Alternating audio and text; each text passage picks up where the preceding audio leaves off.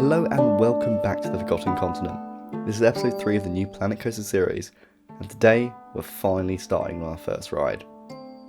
This will be a water coaster slash dart ride, themed around the Wanderings of Odysseus from Homer's Odyssey. And the two main ambitious parts of this ride is, firstly, it's a water coaster, and these things are really hard to build in Planet Coaster. It may be because of the 8-metre limitations that Frontier throw in with it, but also the weird finicky way it interacts with the water, not to mention the fact that water coasters to me are really weird in real life. And the second part of the ambitious thing is it being a very ambitious theme, working with ancient Greek mythology, specifically Homer's Odyssey, in order to portray this sense of a journey. And that's what we're trying to get in the first helix here. This will actually function as the storm of the dark ride, which will then throw us into this first turn where there'll be the Lotus Eaters. You come into contact with the Cyclops, go into a battle, and then head up the lift hill, encounter the Sirens, and escape by plunging 40 feet into the water. Not quite sure how the story works for the ride, but we'll see how it goes. I think, as far as the water coaster goes, I'm really taking big cues from the Journey to Atlantis at SeaWorld, which is actually the only version of a water coaster that I've actually ridden. So I'm not a very experienced rider of these things. But they're really fun. They're just pretty much glorified log flumes with the ability to do these cool helixes here, as we see here when I finish it. And what this allowed us to do is build this massive dart ride behind it. Behind what will be a scene, a large facade that will basically open up into the world of the Odyssey. As I've spoken to the last episode, I really have struggled with finding reference images for this kind of stuff. And now we're specifically doing Greek mythology, I can no longer just go sort of for random themes and sort of make it up in my mind. So I managed to find here is a fantastic resource, which is Assassin's Creed Odyssey, and all of the artwork, all of the reference images. They got some concept art as well, which has been really good. And I've been using that to basically feed my inspiration of getting a more accurate theme of mythology. Because of course, unlike building, let's say, French themes or Italian architecture, like here you literally all you have is ruins. To actually picture how to work with a really good mythological style, we have to basically stretch our imagination, and Assassin's Creed, I think, for me is probably one of the best examples of how to do that.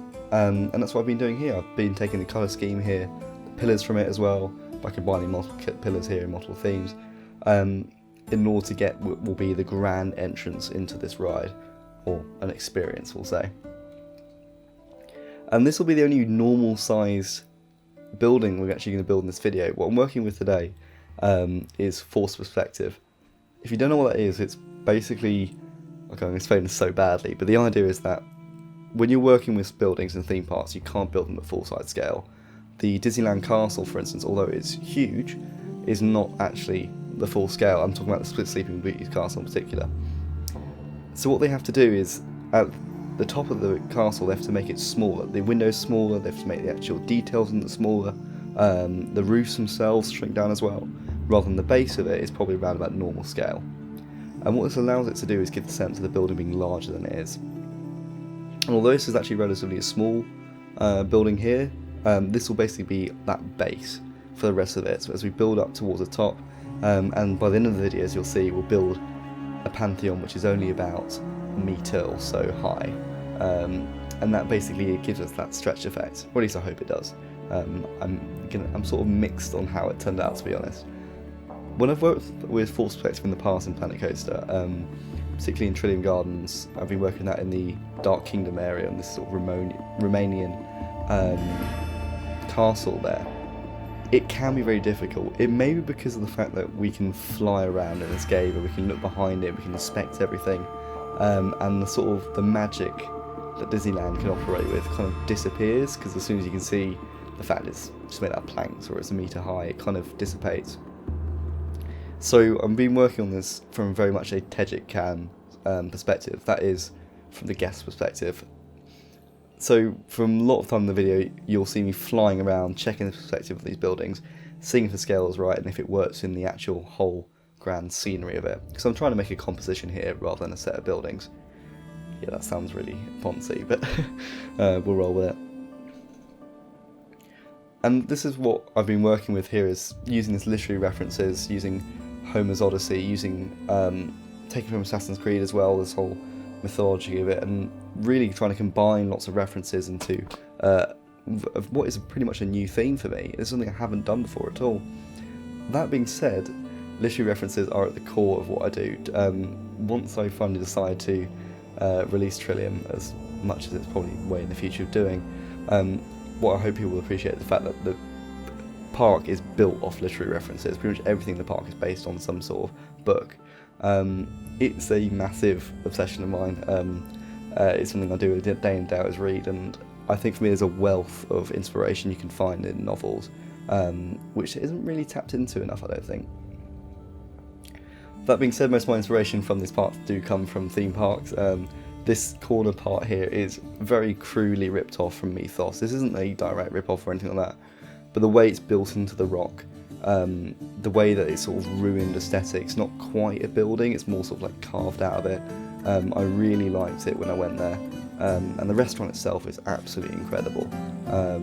It's won so many Golden Ticket Awards for being just a fantastic theme park restaurant, and it completely deserves it as well. But this is not a restaurant here, this is part of a larger facade. This is the station building that'll be sort of hidden away behind this massive rockwork that will create the scene. And over the top of this we'll be building our waterfall, which will flow down between the two buildings into the pool of water below, and that'll basically solidify the fact this is a scene now, not just a building. And coming back to our dome here, you may have seen the dome in the previous bit. I decided to scrap that because I hated the scale of it, I hated how it was looking.